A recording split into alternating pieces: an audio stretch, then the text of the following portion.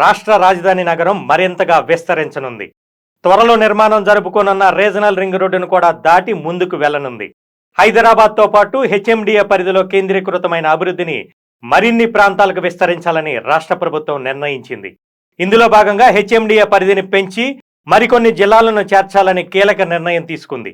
దీంతో త్రిబులార్కు అవతల 5 కిలోమీటర్ల వరకు హెచ్ఎండిఏ పరిధి పెరగనుంది. తద్వారా ప్రస్తుతం 7,257 చదరపు కిలోమీటర్ల మేర విస్తరించి ఉన్న హెచ్ఎండిఏ పరిధి ఏకంగా 12,000 నుంచి 13,000 చదరపు కిలోమీటర్ల వరకు పెరిగే అవకాశాలున్నాయి.